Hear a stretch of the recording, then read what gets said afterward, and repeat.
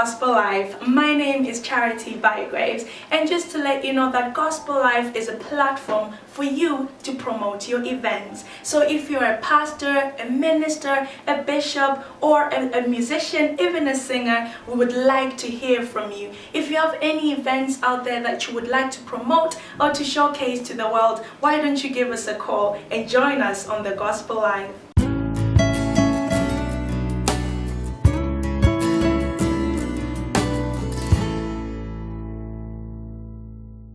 Today we're going to be talking about love and just covering the whole aspect of love, including agape love. So the Bible says that love is kind, love is patient, and love never fails. But just before we go into that, I would like you guys to watch this music video talking about love.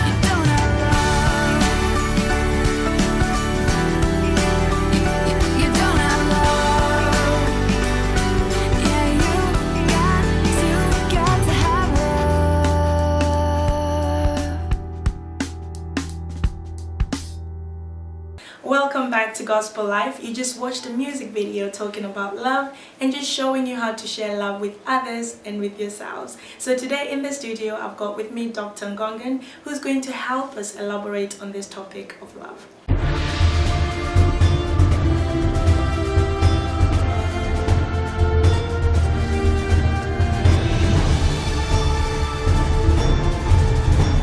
Thank you so much, Dr. Ngongan, for joining us today. So today we're just talking about love, and I wanted to know what's your opinion about love? Oh, thank you for having me. It's a pleasure to be invited for this program. Love is essential. Love is the very fabric on which we live. So it's really important to understand what love is all about. Alright, so today we just wanted to talk about agape love and how that affects people in our daily life. So what is your experience about agape love? Agape love, I would define it as the very nutrient on which we live. Agape love is a love that is unconditional. Is that love that is forgiving.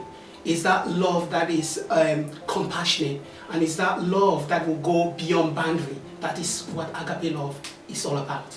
Alright, so people sometimes can't tell the difference between love. So I just wanted you to explain to our viewers the difference between a love of a spouse and a love for a family. I think initially there's a difference between the love of the spouse and the family, because the family, we've grown together, we've been together, and the spouse is somebody that we meet along the line and we get to learn. But I think ultimately we grow to have the same kind of love. But in the beginning, there's always a conflict whereby sometimes the spouse will feel that they have not love as the family. But agape love is unconditional, which means ultimately we will love our spouse as we love our own mother. We do not choose between our mother and our spouse, or our brother and our spouse. So although initially this always feel as if there's unbalance, we love maybe our family a little bit more than our spouse, but ultimately we get to the point where there's no distinction. Yeah, because agape love is a different sort of love with the love that you have for your spouse, yes, which is a different kind of love. So I was reading in 1 Corinthians 13, and it just listed the ways that we should love one another, and it says love never fails. How can you describe a time when you thought, I would use this love that never fails? I think to love never failing, I have an example.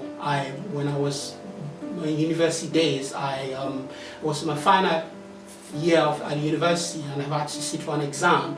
And basically what happened is, if you don't sit for an exam, if you fail the final year, you don't complete your degree. That means the first 2 or 3 years is completely gone.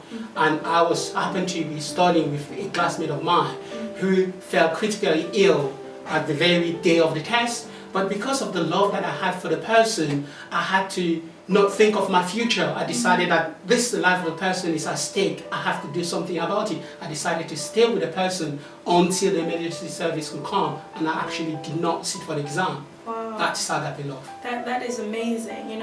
As you're sharing that testimony, I'm just thinking about how today we throw the word love around, where someone can say, I love you, honey, or I love you, dear, or hey, love, they just throw that word love around. Do you think that we've lost the true meaning of love? I think definitely, I think people don't really understand, or they misuse, I would say, abuse the word love. And oftentimes, people will say love without really understanding. We say, oh, I love you, or love. And when it comes to a situation, when you face a challenge, the very person that you're supposed to be loving, and you're not by their side. But then, as we've been discussing, agape love go beyond it. It's not just about saying, of course, when you love somebody, agape love, you have to tell them you love them. But it's not just in mere words. It's actually action. It's actually, what you do for them rather than what they do for you. And not when it's convenient. Yeah. It's all the time. So it's like an action speaks louder than words kind That's of right. thing. Yeah. So if you love someone, you show them how much you love them by doing something for them, or caring for them. Like you said, you had to care for your friend, and even put you in a position where you didn't have to do your exam. How did that feel for you? I think, it was difficult to take, but then you think, because you love someone, you want to go, beyond yourself. You feel like the life of the person that you preserve is much more important than an exam. Yes, you fail an exam, or you spend 3 years, but how much the life of the person, that life of the person is more valuable than the exam that you failed, or the degree that you did not complete. So you're just talking about this lifeless love, the love that just is unconditional. So when going back to the Bible, God sent us His Son Jesus Christ to die on the cross. It was like a lifeless love, because God said, this is the only thing that I have, and I'm giving it to the world. and how can you explain that love of God? And exactly, that's my point when we explain about, we nowadays coin the words love all about, but you see here that God gave his only son. It's not just the son, but his only son. He says, this is love. This is something that is beyond understanding. And day to day, when we say we love somebody, are we willing to put ourselves aside to do something for someone? That is what agape love is all about. And God tells us that without loving, really, we can't live, essentially. Yeah, so because 1 Corinthians 13 verse 8 says love never fails. So, anything that we do, we still have to hold on. If someone tries, the Bible says if someone slaps you on one cheek, just turn the other cheek. But how difficult is it today, to follow what the Bible says concerning love?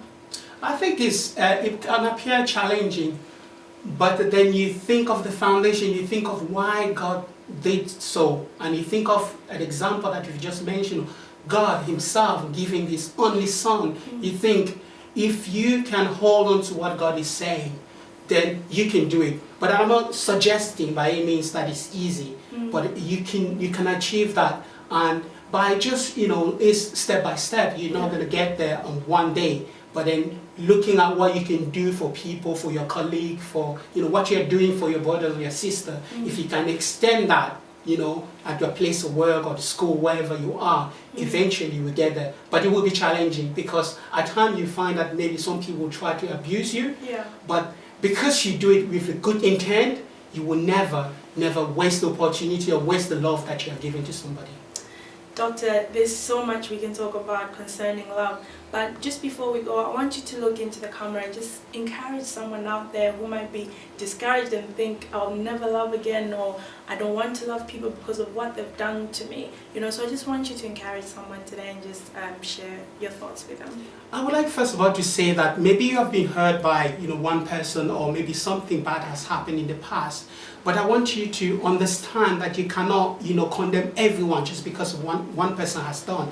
But I want you to encourage you to love and to reach out step by step. I may not understand what you are going through or what you have gone through, but I want to assure you, holding on to the words of God, knowing that love is nutrient. Love is what we feed on. It's even more important than the food that we consume. So I want you to try to experiment, try to give out, love to people, and whatever you expect, you will get it back because you are giving and you're investing in other people's lives. Thank you so much for your time, Doctor. I do really appreciate you coming here, and I hope we'll see you again in the studio some other time. Thank you for having me. But yes, so as we've heard today, love is kind, love never fails, and just keep giving love regardless of your situations.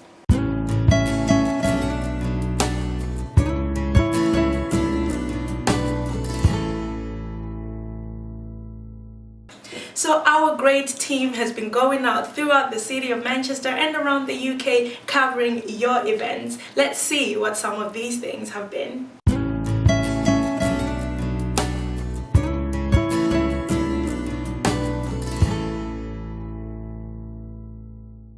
Thank you for watching us today.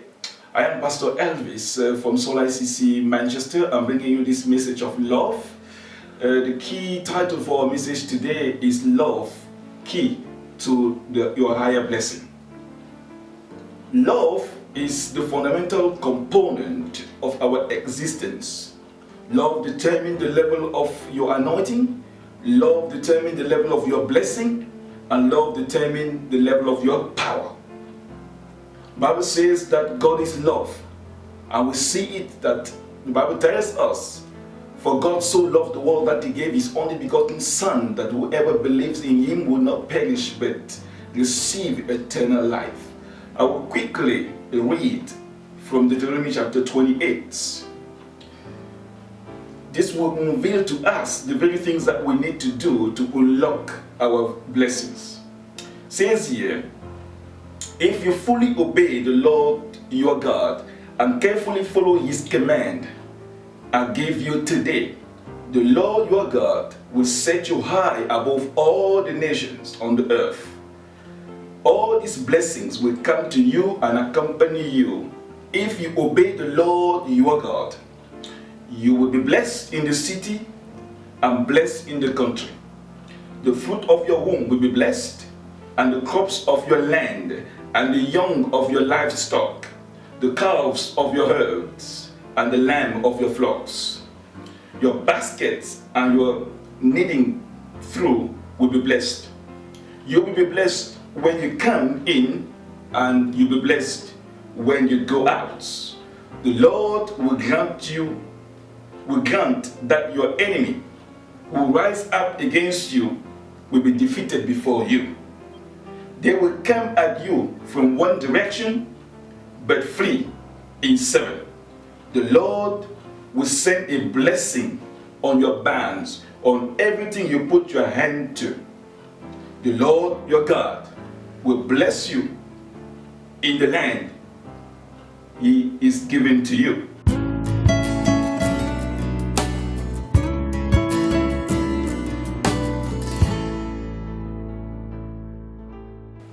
If you pay attention to the command of the Lord, your God, that I give you this day, and carefully follow them, you will always be the top and never the bottom. Do not turn aside from any of the commands I give you today, to the right or to the left, following other gods or serving them. These are the blessings that the Lord promised unto us if we follow His command. How does that relate to our topic of love today? Let us turn again to Romans chapter 13. I will read from verse 8. Let no debt remain outstanding except the continuing debt to love one another, for whosoever loves others has fulfilled the Lord. The commandment, you shall not commit adultery, you shall not murder, you shall not steal, you shall not covet, and whatever other command there may be, are summed up in this one command. Love your neighbor as yourself. Love your neighbor as yourself. This is the command of love. Love does not harm. Love does no harm to a neighbor. Therefore, love is the fulfillment of the law. So if we follow this very commandment of love, this brings us back to the blessings that we read in Deuteronomy chapter 28. Love becomes then that key that we need in order to access that which God has prepared for us. The blessing that God has promised us, we unlock these blessings by following His commands of love. And He says again in John chapter 13 verse 35, He says, by this all men will know that you are my disciple, if you love one another. So when we express love to one another, the people out there see the nature of God in us. For God is love, and whosoever has God has love in him. So if we claim that we are Christian, it's important that we understand that this simply means that God is in us. And if God is defined by love, it means that we have the nature of love in us. So when people look at us through the way we express love to one another, what they see is they see the very nature of God, and that glorifies our God. 1 Peter 4 verse 8 says this, most important of all, continue to show deep love to each other, for love covers a multitude of sin. Love covers a multitude of sin.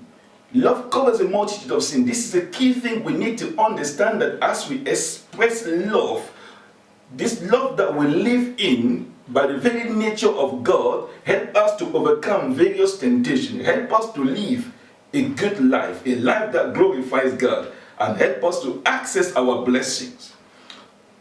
It's also good to highlight here that love makes us unreachable and invisible to our enemies. For when we love, we have the nature of God. The light of God radiates upon our lives, And because the light of God radiates upon our lives, the enemy cannot access us. The Bible tells us that if someone smacks us on the left cheek, we should give him the right one. But I'm telling you today, when you walk in love, you have no need to turn your right cheek, for the enemy will simply not be able to reach you. The glory of God will cover you so much so that the enemy will have no access to your life. There will be no such thing as your left cheek being reached, for you'll be unreachable. Love is the key component that we need to act upon to express our new life as children of God.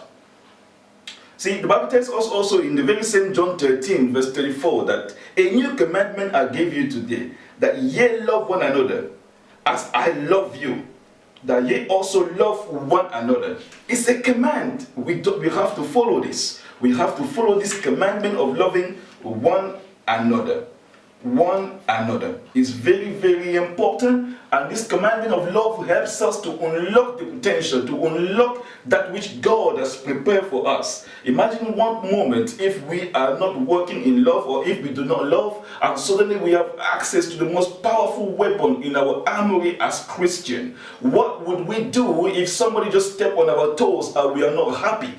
What will be our reaction? Are we going to call the fire to just consume these people, or are we going to express patience that is birthed in us through this love, and understand what the other one is going through and try to help them instead of fighting them? Love is that essential component that will help us to live in harmony in our neighborhood. Love is that essential component that will help us to be mediators, those who bring peace and not fight. Love will help us to live the glorious life that God is calling us to live today. Bible tells us now in 1 Corinthians chapter 13, verse 4 to 8, love is patient, love is kind, love is not jealous, love does not brag, love is not arrogant, love does not act unbecomingly, it does not seek its own, it is not provoked, it does not take into account the wrong suffered. It does not rejoice in unrighteousness, but rejoice in the truth.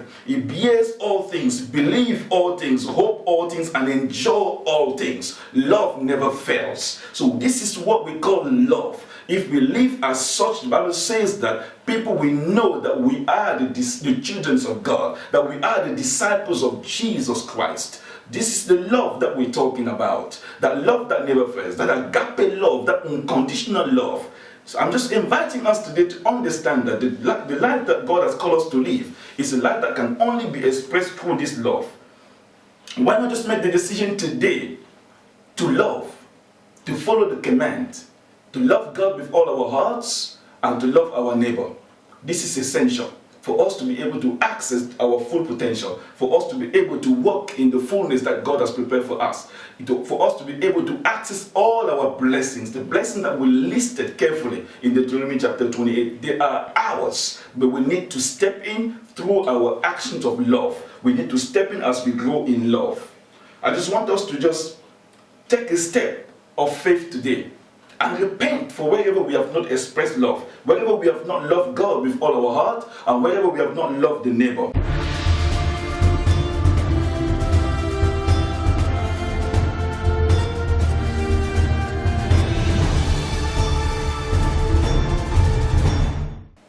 As we just heard it, love is the ultimate key that we need to access our full potential, to access all our blessings, to defeat the work of the enemy, and to experience the full life, to live that abundant life that Christ has invited us into. Why not just make a decision today to experience this love and to express this love? We experience this love by coming to God, and we express this love by loving our neighbors. I know some of us may be sitting down and thinking, well, because of my past hurt, I'm not able to love, I'm not able to forgive. I invite you today to let go.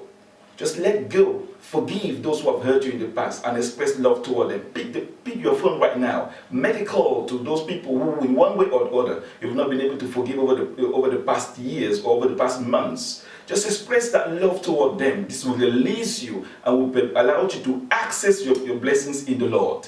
Let me just tell you something. Not forgiving is like drinking the poison and expecting someone else to die. You're just robbing yourself from that which God has prepared for you. Just let go today and make that decision. to follow God's command, to love God with all your heart and to love your neighbor.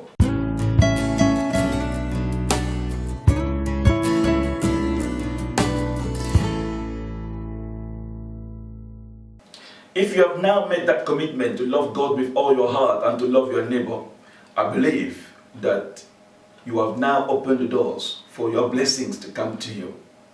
You have now opened the doors to experience a new life in God. Just watch and you will observe the changes in your life and in your family. Well done.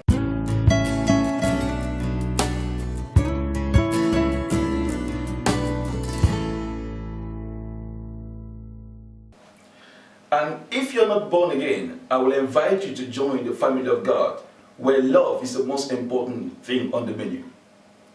Why can't you just repeat this prayer after me? Father Lord, I thank you for the gift of love, for the gift of your Son Jesus Christ, who died for us and who came back to life on Easter Sunday. Jesus, I believe you are the Son of God, and now I confess with my mouth that you are risen from the dead. I welcome you in my heart. Come and be the Lord of my life. From today, I declare I am born again. I belong to this family of God, to the kingdom of God.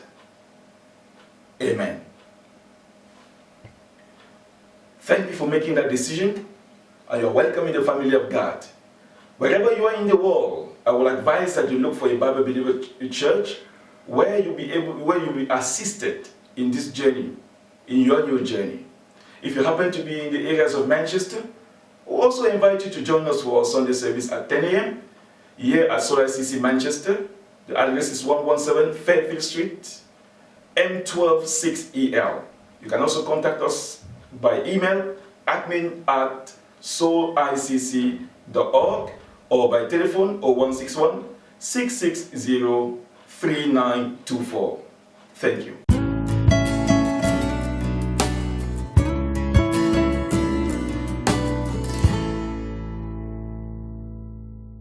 So you've seen for yourself the great work that our team is doing here. And like I said before, if you have an event that you would like us to cover, if you have anything out there that you would like to promote, do get in contact with us. But we've come to the end of the show for this week, so we'll see you again next week.